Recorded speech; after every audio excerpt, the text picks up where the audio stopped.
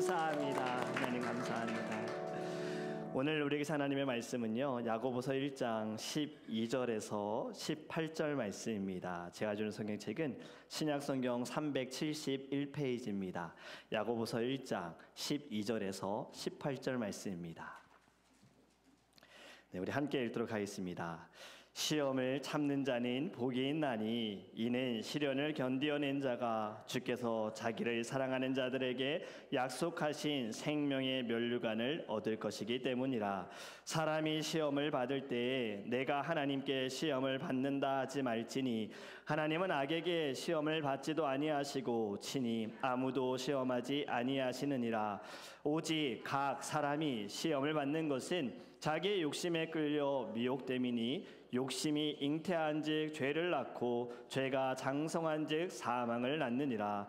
내 사랑하는 형제들아, 속지 말라. 온갖 좋은 은사와 온전한 선물이 다 위로부터 빛들의 아버지께로부터 내려오나니 그는 변함도 없으시고 회전하는 그림자도 없으시니라. 그가 그 피조물 중에 우리로 한 천 열매가 되게 하시려고 자기의 뜻을 따라 진리의 말씀으로 우리를 낳으셨느니라. 아멘. 기도하겠습니다. 고마우신 주님, 이 시간 하늘에 물려서서 우리 가운데 임하여 주심을 감사합니다. 말씀하여 주옵소서. 저희들이 듣겠나이다. 이 말씀이 우리의 마음판에 새겨지게 하여 주시옵소서. 그리고 주님, 들으면서 끝남이 아니라 행할 수 있는 믿음이 있기를 원합니다. 주님을 온전히 신뢰하며 주님의 마음으로 하나님 영혼들을 바라보고 사랑할 수 있는 마음이 우리 가운데 넘치게 하여 주시옵소서. 하나님, 이렇게 주의 전에 인도하여 주심을 감사합니다. 또 온라인으로 예배하는 하나님, 미국에서 한국에서 세계 곳곳에서 예배하는 모든 이들에게도 놀라운 주의 말씀이 하나님 심겨지게 하여 주옵소서. 감사하며 예수님의 이름으로 기도합니다. 아멘. 아멘. 할렐루야. 할렐루야. 네, 이렇게 얼굴을 볼 수 있음이 주님의 사랑이고 축복인 줄 믿습니다. 여러분, 만약에 우리들이 살아가는 이 세상에 시험이 없다면 여러분 어떠실 것 같습니까? 시험이 없다면 우리의 삶이 더 행복할까요? 아니면 덜 행복할까요? 시험이 없는 세상을 생각해 봤으면 좋겠어요. 제가 금요일 저녁에 우리 청년들에게 설교할 때 틴트 글래스, 색안경에 대한 말씀을 나눴는데 제가 그때 제 안경을 좀 자랑했었거든요. 한국에서 가지고 온 안경이 햇빛에 노출되면 색깔이 변하는 안경을 제가 자랑했는데 오늘 아침에 이든이가 부러뜨렸어요. 그래서 오늘 아침에 그 일을 제가 경험하고 자랑할 분은 예수님밖에 없구나. 금요일에 안경을 얘기했더니 바로 이든이를 통해 하나님께서 그래도 한번 시험을 받아봐라 하셨는지 모르겠지만 이미 눈치채셨을 거예요. 제 안경이 좀 달라졌다는 거 아시는 분 계실 텐데, 시험이 없다면 우리의 삶이 어떨까? 여러분, 유스 학생들에게는 지난주가 굉장히 행복한 시간이었죠. 학생들 갑작스럽게 눈이 오게 되고 추워져서 학교에 가지 않아서 너무 좋았을 거예요. 그런데 시험을 보기로 했는데 학교에 안 가도 되고 시험을 안 봐도 된다고 했으니 더 좋았을 수도 있습니다. 시험을 좋아하는 사람은 아무도 없어요. 저도 목사가 되기 전에 언더케어하고 강도사 고시 보고 목사 고시 볼 때 시험 안 봤으면 좋겠다. 그냥 열심히 하는 모습만 보고서 목사 안수 주면 안 되나 이런 마음이 있었어요. 왜냐하면 정말 제가 편입 공부 그 다음으로 공부를 진짜 열심히 했던 시기였거든요. 낮에는 사역하고 밤에는 5시부터 교회에서 계속 이거 막 써가면서 외우고 또 반복해서 읽고 웨스터민스터 신앙고백서도 제가 몇 번 읽었어요. 그렇게 공부하면서 이제 시험 날짜가 다가왔는데 노회 때 2박 3일 동안 시험을 봅니다. 첫째 날 볼 수도 있고 둘째 날 볼 수도 있어요. 여러분, 시험 보시는 분들 굉장히 떨리거든요. 식사가 나와도요, 밥 제대로 못 먹어요. 저는 다 둘째 날 봤어요. 첫째 날 내 순서인 것 같은데도 못 보는 거예요. 목사님들이 막 반갑게 웃으면서 인사를 해주시는데 지금 저렇게 웃으시지만 시험 볼 때 분명히 나한테 날카로운 질문을 하실 거야 라는 마음으로 저도 막 이렇게 반갑게 웃지 못했던 일들이 있었어요. 그래서 시험이 없었으면 좋겠다 생각을 했지요. 여러분 만약에 시험이 없는 세상을 한번 상상해 보시기 바랍니다. 학교에는 더 이상 아무 시험도 없습니다. 시험을 보지도 않아요. 네, 우리 벌써 뉴스 학생들이 설교 시간에 이렇게 즐거워하는 모습 처음 보는데 상상만 해도 좋잖아요. 내가 원하는 대학에 가는데도 시험 안 보고도 갈 수 있다라고 한다면, 회사에 취직을 할 때에도 시험을 안 보고 내가 원한다면 들어갈 수 있다, 이렇게 되어진다면 여러분 어떨까요? 또 여기서 끝이 아니라 영적인 시험도 없다면요. 우리가 살아가면서 그 어떤 영적인 시험 받지도 않아서 문제를 우리가 만나도 이건 괜찮아, 이거 시험도 아니야, 고민할 일도 없고 걱정할 일도 없어, 다 모든 것이 좋아요. 상상만 해도 기분 좋잖아요. 시험이 없는 이 세상. 여러분 2주 전에 우리가 말씀을 나눴던 것처럼요, 시험을 안 받는 사람은 없고 시험이 없는 세상도 없습니다. 누구나 다 어려움을 당하고 겪게 되어지고 시험 가운데 우리는 살아가고 있어요. 또 지난주 말씀처럼 믿음과 의심의 중간 사이에서 우리는 자꾸 마음이 흔들리는 경우들도 있지요. 여러분 오늘의 말씀을 통해서요, 이 시험 속에 숨겨져 있는 하나님의 축복 프로젝트를 깨닫는 저와 여러분이 되기를 주님의 이름 축복합니다. 이런 생각 해보셨을 거예요. 어려울 때마다 왜 시험을 받아야 하는가? 왜 나에게만 이러한 고통이 오는가? 왜 나에게만 이러한 아픔이 찾아오는가? 왜 나만 이렇게 슬퍼해야 하는가? 여러분 그 이유에 대해서 14절에서 그 답을 주고 있습니다. 우리 같이 읽어볼까요? 14절 시작. 오직 각 사람이 시험을 받는 것은 자기 욕심에 끌려 미혹됨이니. 아멘. 욕심에 끌려라는 단어를 보시면요, 여러분 이것은 누군가가 끌고 왔다는 거죠. 다르게 말씀을 드리면 누군가가 미끼를 던진 거예요. 미끼 하면 여러분 혹시 떠오르는 한국 영화의 유명한 대사 혹시 생각나십니까? 미끼를 물어본 것이요 라는 유명한 대사가 있었어요. 누군가가 미끼 던졌는데 걔가 그냥 문 거야 라고 이야기를 한 거죠. 여러분 누가 미끼를 던졌을까요? 사단이 유혹의 미끼를 던진 거예요. 그리고 죄성을 가지고 있는 사람이 그 미끼를 잡은 것입니다. 그래서 시험에 들었다라고 14절이 가르쳐주고 있는 겁니다. 그리고 13절의 말씀을 보면요, 하나님을 시험을 하시지 않는 분이다라고 정확하게 가르쳐주는데 우리 같이 한번 읽어보겠습니다. 사람이 시험을 받을 때 내가 하나님께 시험을 받는다 하지 말지니 하나님은 악에게 시험을 받지도 아니하시고 친히 아무도 시험하지 아니하시느니라. 아멘. 여러분 시대와 상관없이 사람들이요 어려움을 겪게 되면, 옛날이나 지금이나 물론 앞으로도 어려움을 겪게 되면요, 누군가를 꼭 비난합니다. 누군가를 원망합니다. 우리 이스라엘 백성들도 보면 하나님께서 그들을 애굽에서 건져 주셨을 때 광야의 모든 삶 하나님이 다 부어 주셨는데 자신의 생각대로 되지 않을 때에 조금 힘든 상황 가운데 그들은 하나님을 비난했습니다. 모세도 원망했고요. 여러분 하나님께서는 야고보를 통해 대부분의 사람들이 모두 다 시련 가운데 살아가게 되어지는데 하나님을 비난하는 사악한 마음이 있다라는 것을 가르쳐 주는 거예요. 그래서 하나님은 본성상 유혹을 받을 수도 없는 분이시고 유혹을 할 수 없는 분이다라는 것을 지금 명확하게 가르쳐 주고 있습니다. 그런 말씀을 들으면서 이런 궁금증이 생길 수도 있습니다. 아니 그렇다면 성경에 나오는 사람들 가운데 의로운 사람들은 왜 시험을 받았습니까? 분명히 하나님은 욥을 칭찬했는데 욥은 왜 시험을 받았습니까? 노아는 당대의 의인인데 왜 그에게도 때로는 어려움이 찾아왔습니까? 라는 질문을 할 수 있습니다. 여러분 여기에서 우리는요 이제 구분이 필요합니다. 분별함이 필요해요.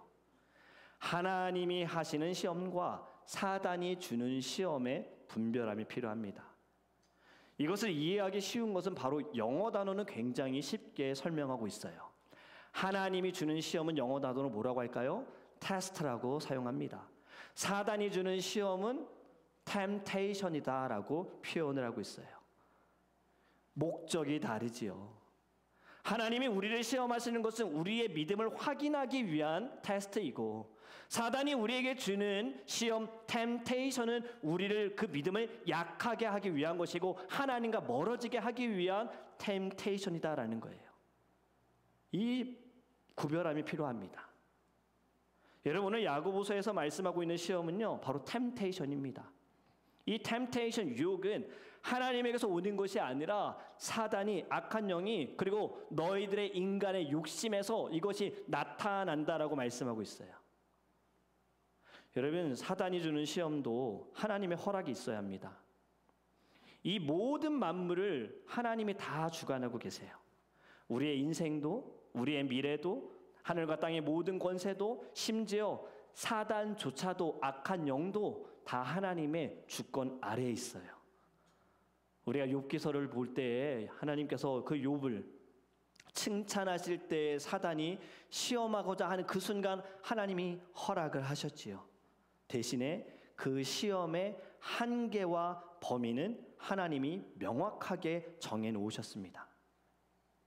여러분, 누가복음 21장에도 보면요, 예수님과 베드로의 대화의 내용이 있습니다. 이때에도 사단이 시험하려고 요구하는 것을 예수님 말씀하시는데, 누가복음 22장 31절, 시몬아 시몬아 보라, 사탄이 너희를 밀가부르듯 하려고 요구하였으나, 지금 사단이 너희들의 믿음을 떨어뜨리기 위해 내게 요구하였으나 라고 말씀하셨어요.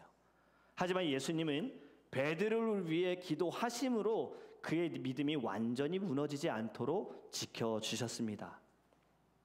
바울을 보면요, 바울은 자신에게 있는 이 육체의 가시를 벗고자 하나님께 간절함으로 기도했습니다. 하지만 하나님이 들어주지 않으셨어요. 이 육체의 가시를 주신 이유에 대해서 바울이 깨닫고 이렇게 고백합니다. 이 말씀을 같이 읽어보겠습니다. 고린도후서 12장 7절 같이 읽습니다. 여러 계시를 받은 것이 지극히 크므로 너무 자만하지 않게 하시려고 내 육체의 가시 곧 사단의 사자를 주셨으니 이는 나를 쳐서 너무 자만하지 않게 하려 하심이라. 아멘. 지금 육체의 가시를 사단의 사자라고 표현합니다. 그리고 이 사단의 사자를 하나님이 내게 허락하신 것은 무엇 때문이라고요? 자만하지 않게 하기 위해서. 하나님이 나를 고통 가운데, 고난 가운데, 어려움 가운데 끌고 가신 이유도, 나는 이것을, 이 짐을 벗어버리길 원하는데 하나님이 이 짐을 벗겨주지 않으시는 이유도 자만하지 않게 하기 위해서, 교만하지 않게 하기 위해서 하나님이 그냥 두셨다라는 거예요. 여러분, 이제는 왜 하나님께서 시험을 허락하셨는가 답을 아시겠죠? 우리를 너무나도 사랑하시기 때문에, 우리를 그냥 버리지 않으시기 위해서, 또 우리를 축복하기 위해서 하나님이 허락하셨다라는 것, 그것을 오늘 말씀을 통해 성령님이 주신 지혜로 깨닫기를 간절히 원합니다. 여러분, 그러하기 위해 첫 번째는 이것을 알아야 합니다. 우리 같이 읽겠습니다. 시작. 죄가 드러나기에 축복입니다. 이게 무슨 말일까요? 죄가 드러나는 것이 어떻게 축복일까요? 사람들은 감추려고 합니다. 특히 죄는, 허물은 더 감추려고 해요. 그래서 사람들이 있을 때, 누군가가 내 주변에 있을 때, 나를 보고 있을 때는요, 나의 죄가 드러나는 버튼을 댈 수 있으면 안 누르려고 합니다. 여러분, 지금 이든이에게 속고 계시는 거예요. 교회에서는 이든이가 굉장히 얌전하지만 집에서는 또 다릅니다. 오늘 아침에도 저의 죄의 버튼을 이든이가 눌렀어요. 그래서 또 차에서 같이 기도했어요. 하나님, 저희도 오늘 시험 들지 않게 해주세요라고. 여러분, 성경에서 반복적으로 하는 말씀, 죄가 드러나는 것이 결국엔 축복이다라는 것을 알려주는 거예요. 어떻게 이것이 축복일까? 우리는 지난 몇 주 동안 날씨가 좀 많이 쌀쌀했고 눈이 왔고, 또 이로 인해서 여러분 감기에 걸려서 굉장히 고생하시고 아파하시잖아요. 근데 여러분, 감기에 걸리면 여러분 어떻게 하십니까?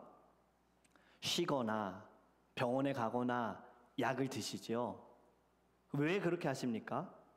내가 아프다는 것을 알기 때문입니다. 지금 내가 기운이 없다는 것을, 나는 지금 약이 필요하고 의사가 필요하다는 것을 알기 때문입니다. 여러분, 죄가 그렇습니다. 죄가 드러나지 않는다고, 다른 사람이 나의 죄를 모른다고 좋은 것 같지만 사실은 영적으로는 좋은 것이 아니다라는 거예요. 왜냐하면 그 죄로, 반복적인 죄로, 습관적인 죄로, 나도 모르게 하고 있는 죄로 늘 하기 때문에, 이것이 죄인지도 모르는 그 죄로 나의 영혼이 죽기 때문이에요. 여러분 이사야서 59장 2절에요. 이렇게 말씀합니다. 죄에 대해서 말씀하는데 같이 읽습니다. 오직 너희 죄악이 너희와 너희 하나님 사이를 갈라놓았고 너희 죄가 그의 얼굴을 가려서 너희에게 듣지 않으시게 함이니라. 아멘. 죄가 우리와 하나님 사이를 갈라놓았고 이 죄 때문에 하나님의 그 얼굴이 가려워져서 우리가 아무리 기도해도 주님께 연락되지 않는다라는 거예요. 죄로 인하여 하나님과 그 교제에서 멀어졌다는 거예요. 로마서 3장에는 또 이렇게 말씀하지요. 모든 사람이 죄를 범하였음에 하나님의 영광에 이르지 못하더니. 왜 주의 영광이 내게 없습니까? 주님 왜 제가 은혜를 받지 못합니까? 주님 왜 제가 주님을 보지 못합니까? 여기에 답이 있습니다. 죄가 있기 때문이에요. 여러분, 죄는요 어둠이고요 영광은 빛입니다. 빛과 어둠은 같이 있을 수가 없는 거예요. 죄를 가지고 있는 사람은 하나님의 영광에 참여할 수가 없다라고 지금 말씀하고 있습니다. 그렇기에 이 죄의 문제를 해결하기를 간절히 원합니다. 그러려면 죄가 드러나야 돼요. 죄가 드러나야 하나님께 매달릴 수 있어요. 하나님께 회개할 수 있어요. 여기에서 자유할 수 있게 달라고, 여기에서 벗어날 수 있게 달라고. 여러분 오히려요 죄를 숨기면 더 고통스럽습니다. 더 어렵습니다. 다윗이 경험했어요. 죄를 숨겼을 때 그가 얼마나 고통스러웠는지 이렇게 표현합니다. 시편 32편 3절과 5절 같이 읽습니다. 내가 입을 열지 아니할 때에 종일 신음함으로 내 뼈가 새하였도다. 내가 이르기를 내 허물을 여호와께 자복하리라 하고 주께 내 죄를 아뢰고 내 죄악을 숨기지 아니하였더니 곧 주께서 내 죄악을 사하셨나이다. 아멘. 죄를 숨기고 있을 때에는 영적으로 육적으로 고통 가운데 있었다는 거예요. 죄를 숨기고 있으면 마음의 평안도 잃어버리고 늘 모든 것이 만족이 되지 않고 감사가 사라진다는 거예요. 그런데 죄를 자백하고 회개하니 하나님이 나를 용서해 주시고 하나님께서 주시는 참된 평강을 누렸다라고 다윗이 고백합니다. 그렇게 여러분 죄가 드러나는 것 하나님께로 나아가는 길이다라는 것으로 깨닫기를 간절히 원합니다.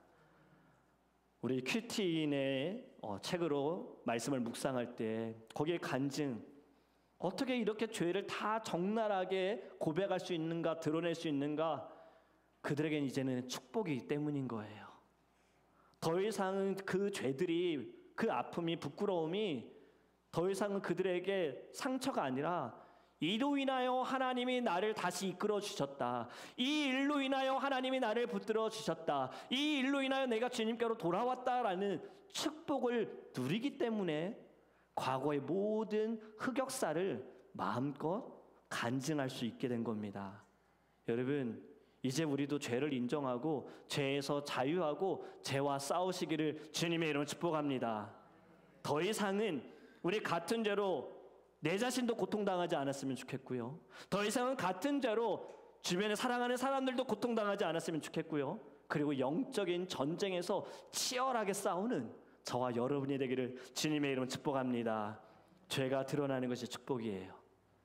만약에 여러분들 지금 죄가 드러났다면 부끄럽지만 축복으로 받으셨으면 좋겠어요. 또 다른 사람들을 볼 때 그의 죄가 너무나도 비판받아 마땅하고 비난받아 마땅할 수 있으나 우리는 영적인 눈을 떠서 지금 하나님이 저를 사랑하셔서 다시 축복의 길로 이끌어가고 계시는구나, 여기까지 깨닫기를 주님의 이름으로 축복합니다. 죄로 인하여 겪는 시험 속에서 하나님의 숨겨진 축복 프로젝트를 발견하시기를 간절히 원합니다. 여러분, 그리고 두 번째는 바로 이것입니다. 같이 읽습니다. 믿음이 성숙해지기의 축복입니다. 아멘. 하나님이 주는 테스트이든 사단이 주는 템테이션이든 이길 수 있는 방법은 동일합니다. 그것이 12절의 말씀이에요. 같이 읽습니다.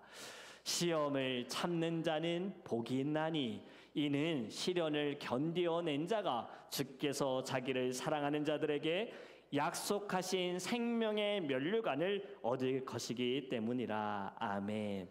참아야 하고 견디어야 합니다. 우리는 말씀을 통해 시험을 이길 수 있는 방법을 알고 있습니다. 예수님께서 시험을 당하실 때 어떻게 이기셨습니까?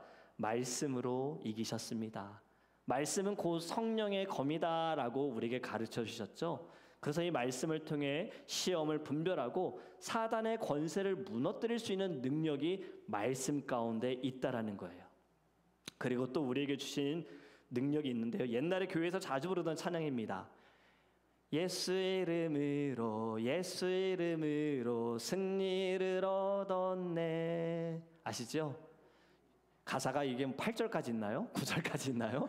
막 갖다 붙이면 뭐 20절까지도 만들 수 있는데 여기에 예수의 이름으로 예수의 이름으로 마귀는 쫓긴다. 이 찬양도 이 가사도 있어요. 여러분 예수 그 이름에 능력이 있습니다. 예수의 이름으로 선포할 때 모든 죄는 무너지고 모든 사단의 권세는 떠나가게 될 줄 믿습니다. 마귀는 끊임없이 우리를 유혹하려고 합니다. 끊임없이 우리를 넘어뜨리려고 합니다. 끊임없이 나를 사용하려고 합니다. 나도 넘어뜨리고 나와 함께하는 모든 사람들도 넘어뜨리려고 사단은요 우는 사자와 같이 집어삼키려고 우리를 호시탐탐 노려보고 있다는 거예요. 여러분 우리는 그 가운데에도요 생각할 것은 이 시험을 이길 수 있는 능력을 하나님이 나에게 주셨습니다라는 것을 깨닫기를 간절히 원합니다. 여러분 성경에 보면 모든 유혹을 쉽게 이길 수 있는 것이 복이다라는 말은 어디에도 없습니다. 시험이 올 때 그 시험을 이기는 자가 복이 있다라는 말은 찾아볼 수가 없습니다. 예수님께서도 산에서 설교하실 때의 내용을 보면 축복에 대한 말씀을 전해주셨죠. 마태복음 5장의 말씀인데 복을 받을 수 있는 자격에 대해 가르쳐 주셨어요. 3절부터 보면 심령이 가난한 자, 애통한 자, 온유한 자, 의에 줄이고 목마른 자, 긍휼히 여기는 자, 마음이 청결한 자, 화평하게 하는 자는 복이 있나니 라고 말씀하세요. 그리고 맨 마지막에 복을 받는 사람들 조건을 다른 구절들은 다 한 절씩만 사용을 했는데 마지막에는 세 개의 절을 이용해서 말씀하십니다. 그것이 10절에서 12절 말씀 같이 읽습니다. 의를 위하여 박해를 받은 자는 복이 있나니 천국이 그들의 것임이라. 나로 말미암아 너희를 욕하고 박해하고 거짓으로 너희를 거슬러 모든 악한 말을 할 때에는 너희에게 복이 있나니 기뻐하고 즐거워하라. 하늘에서 너희의 상이 큼이라. 너희 전에 있던 선지자들도 이같이 박해하였느니라. 아멘. 아멘. 여러분 우리가 생각하는 복은 무엇이 복입니까? 건강한 사람, 돈 많이 버는 사람, 명예가 있는 사람, 사람들에게 인정받는 사람, 원하는 대로 되는 사람은 복이 있나니 이것이 우리가 생각하는 복의 기준인데 예수님은 그런 말씀 하나도 하지 않으셨어요.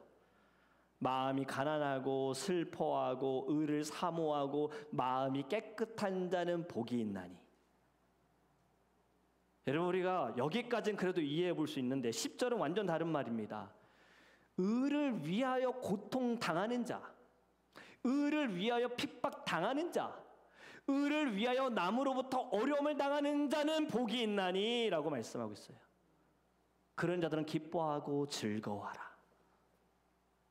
우리는 이해할 수 없으나 지금 예수님이 하신 말씀인데요. 이 말씀이 오늘 본문에서 떠오르는 단어가 있습니다. 무엇이냐면 참고 견뎌라예요. 의를 위하여 핍박을 당할 때도 참아라, 견뎌라, 버텨라, 그 자리를 지켜라 라고 말씀하시는 겁니다. 왜냐하면 여러분 이 시험들로 인하여 우리의 믿음이 단단해지고 있기 때문이에요. 시험은 우리의 믿음을 단련케 하고 인내를 통해서 우리를 온전케 하여 주실 줄 믿습니다. 금이 불 속에서 단단해지는 것처럼요, 우리의 믿음도 이 시험을 통해서 더욱 강해지고 견고해지고 하나님이 기뻐하시는 믿음을 갖게 될 줄 믿습니다.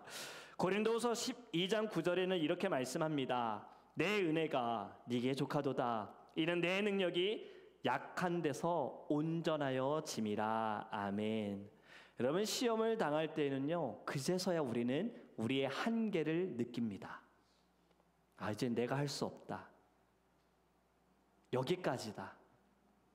더 이상은 내 기술도 내 힘도 내 생각 여기 그 권한 밖이다라는 것을 알게 되면서요 누군가에게 도움을 청할 수밖에 없어요. 사람이 자신이 할 수 없는 어려움 속에서 결국 찾는 분은 하나님입니다. 그제서야 하나님께 도움을 구하는 거예요. 그래서 우리의 약함이 하나님의 능력이 나타나는 기회가 되는 줄 깨닫기를 원합니다. 저는 개인적으로 제가 부족한 것이 굉장히 사실 싫었던 적이 있어요. 내 부족함, 내 약점, 싫은 적도 있어요. 저의 성격. 그런데 이것이 축복이라는 것을 하나님이 또 다시 깨닫게 하시는 거예요. 어려움은 나의 부족함으로 인해서 다른 사람들이 힘들어하는 것을 보기가 어렵고, 또 때로는 내 자신이 너무나도 한심해 보일 때가 있는 거죠. 그래서 자신감이 떨어지는 경우들도 있습니다. 그런데 말씀을 묵상하면서 하나님께서 이 부족함 가운데에도 하나님이 세워주신 자리에 열심을 다할 때에 하나님이 이런 마음을 주시는 거예요. 부족하니 더 주님을 의지할 수밖에 없음이 축복이구나. 여러분, 저는 찬양을 잘하는 자도 아니고 음악적인 기술도 있는 자가 아닙니다. 말씀드렸듯이 저희 아버지는 박치시고 저희 어머니는 음치세요. 저도 찬양에 또 음악에 여기서는 이렇게 들어가고 여기서 악기가 이렇게 들어가고 저는 이런 거 몰라요. 부족하면 제가 더 뭘 하고 있겠습니까? 기도하고 있어요. 부족함 가운데 하나님을 찬양함이 저는 너무 기뻐요. 그리고 찬양할 때에도 하나님과 나의 1대1의 시간이라고 저는 생각을 합니다. 물론 성도님들을 함께 은혜의 자리로 끌고 가는 것이 찬양의 리더자가 마땅히 가져야 할 것이지만, 내가 하나님의 그 찬양 가운데 완전히 취하지 않으면 사실 여러분들도 영으로 통하기 때문에 주님께 나아갈 수 없거든요. 그래서 저는 저의 부족함을 알기에 하나님께 더 매달리는 거예요. 또 저의 성격은요, 저는 스피커가 아니라 저는 리스너입니다. 전 말하는 것을 사실 그렇게 좋아하는 사람이 아니에요. 저는 듣는 거를 좋아하는 사람이에요. 이 앞에 서서 이야기하는 거 굉장히 두렵고 떨려요. 강대상 때문에 안 보이지만 다리는 지금 후들후들 떨리고 있는 거예요. 하나님도 의지합니다. 주님, 저는요, 이 말을 하는데도 별로 기술도 없고 단어 선택도 약하고 연약하지만 이 시간만큼은 주님이 저를 사용해 주세요. 저를 통해서 주님 말씀해 주세요. 그리고 무엇보다 주님 말씀을 통해 제가 먼저 살게 해주세요. 제가 먼저 깨닫게 해주세요. 여러분, 연약함 가운데 하나님의 강함이 나타나게 될 줄 믿습니다. 연약한 것을 알아야 주님을 더 강하게 붙들 수가 있는 거예요. 만약에 물론 기술이 필요합니다. 물론 발전이 필요합니다. 그런데 제가 어느 순간에는 나 기술이 있으니까, 내가 잘 아니까, 제가 그런 적이 있었어요. 찬양인도 오래 했다고요. 어느 찬양의 집회를 갔는데 회중석에 앉아서 찬양하면서 제가 찬양 리더자를 지적하고 있는 거예요. 왜 저렇게 마이크를 잡고 있는 거야? 왜 이렇게 정신사납게 여기 가서 이렇게 얘기하고 저기 가서 말하고 있는 거야? 정말 정신사나워라고 생각을 할 때 하나님이 저의 가슴을 탁 치셨어요. 너 뭐하냐 해요. 너 지금 그게 예배하는 마음이냐 태도냐? 제가 그때부터는요, 어느 자리에 있든 그 모습을 보고 이렇다 저렇다 저는 생각하지 않게 됐어요. 여러분, 우리가 살기 위해서, 내 자신이 살기 위해서는요, 내가 연약하다는 것을 깨닫기를 간절히 원합니다. 그럴 때 주님을 붙들 수가 있어요. 약할 때 강함이 되신 하나님을 만나시기를 원합니다. 그리고 하나님만 의지하시기를 주님의 이름으로 축복합니다. 다른 사람이 볼 때 좀 부족해 보일 수도 있습니다. 하지만 그 부족함이 주님께 붙어있는 것이라면 그것이야말로 저는 축복이라고 생각을 해요. 시험 가운데 있다면요, 여러분들의 믿음을 지금 주님께서 다듬어주고 계세요. 하나님의 축복 프로젝트가 이루어지고 있다는 것을 깨달으시기를 간절히 원합니다. 마지막은 이것입니다. 같이 읽습니다. 하나님의 마음을 알기에 축복입니다. 아멘. 17절입니다. 온갖 좋은 은사와 온전한 선물이 다 위로부터 빛들의 아버지께로부터 내려오나니 그는 변함도 없으시고 회전하는 그림자도 없으시니라. 아멘. 여러분, 하나님은 시험 가운데서도 우리를 위해 가장 좋은 것을, 가장 베스트 선물을 우리에게 주님은 준비하고 계십니다. 지금 읽은 말씀처럼 좋은 선물과 완전한 은사는요, 하나님께로부터 우리에게 임하는 거예요. 하나님의 손길이 시험 가운데에도 우리에게 필요한 것을 공급해 주시고 감당할 수 있는 마음을 우리에게 주님께서 부어 주십니다. 시험으로 인해 낙심이 아니라 이 시험을 통해 모든 죄를 끊어버리고 바른 믿음을 가지고 주님의 뜻을 향하여 나아가는 주님의 은혜라는 것을 깨닫기를 간절히 원합니다. 여러분, 세상의 모든 것은 다 변하지만 하나님의 신실하심은 변하지 않으세요. 선하신 하나님의 마음과 하나님의 뜻은 절대로 변하지 않습니다. 그래서 다시 12절의 말씀을 보면요, 시험을 이긴 자에게 주시는 선물이 있어요. 같이 읽습니다. 시험을 참는 자는 복이 있나니 이는 시련을 견디어낸 자가 주께서 자기를 사랑하는 자들에게 약속하신 생명의 면류관을 얻을 것이기 때문이라. 아멘. 이 시험을 통해서 우리에게 약속하신 생명의 면류관을 주시는 것이 하나님의 마음입니다. 우리 앞에서 읽은 산상수훈 예수님의 그 축복의 말씀에도 보면요, 하늘의 상이 크기 때문에 기뻐하고 즐거워하라라고 말씀하셨어요. 이것이 하나님의 마음이에요. 또 하나님의 마음이 무엇일까? 18절의 말씀입니다. 그가 그 피조물 중에 우리로 한 첫 열매가 되게 하시려고 자기의 뜻을 따라 진리의 말씀으로 우리를 낳으셨느니라. 아멘. 우리를 낳으셨느니라. 우리를 낳으시는 것이 하나님의 마음이다. 여러분, 부모가 자녀를 낳을 때 사랑과 희생으로 하나님께서 우리를 낳으신 것 같이 그 마음은요, 무한한 사랑과 축복으로 나타나게 된다는 거예요. 그렇다면 왜 하나님 우리를 낳으셨을까요? 하나님의 진리의 말씀으로 우리를 낳으신 것은 단순히 우리에게 생명만 주신 것이 아닙니다. 하나님의 뜻과 하나님의 계획과 하나님의 목적 속에 우리를 인도하여 주신 거예요. 그리고 말씀처럼 하나님의 첫 열매로서 저와 여러분을 택하여 주셨습니다. 우리는 하나님의 열매이고 자녀이고 주의 종이고 일꾼이고 사명자인 줄 믿습니다. 마지막 말씀입니다. 이사야서 43장 1절에 이렇게 말씀합니다. 같이 읽습니다. 야곱아, 너를 창조하신 여호와께서 지금 말씀하시느니라. 이스라엘아, 너를 지으신 이가 말씀하시느니라. 두려워하지 말라. 내가 너를 구속하였고 내가 너를 지명하여 불렀나니 너는 내 것이라. 아멘. 내가 너를 낳았다. 결국엔 이 말이에요. 너는 내 것이라예요. 내가 창세전에 너를 택하였고 나의 눈은 너에게서 한 번도 떠난 적이 없고 나의 손에서 너는 벗어난 적이 없다라고 말씀하고 있는 것입니다. 여러분, 시험을 당할 때에 하나님의 따스한 손길을 여러분들이 깨닫기를 간절히 원합니다. 구원, 하나님께서 우리에게 주신 이 구원이 나의 열심과 선함으로 우리가 받은 것이 아니라 하나님의 그 사랑과 긍휼하심으로 우리에게 주신 선물이라는 것을 깨닫기를 원해요. 그래서 날마다 말씀을 통해 하나님의 마음과 뜻을 깨달아 축복의 프로젝트 가운데 지금의 이 과정을 우리에게 허락하셨구나라는 것을 깨닫고 늘 주를 위해 살아가시기를 주님의 이름으로 축복합니다. 말씀을 맺습니다. 여러분, 시험을 당할 때, 고통을 당할 때, 어려움 가운데 왜? 라는 질문 대신에요, 이제는 무엇을 배울 수 있을까라는 질문으로 바꾼다면 우리의 삶이 어떻게 달라질까요?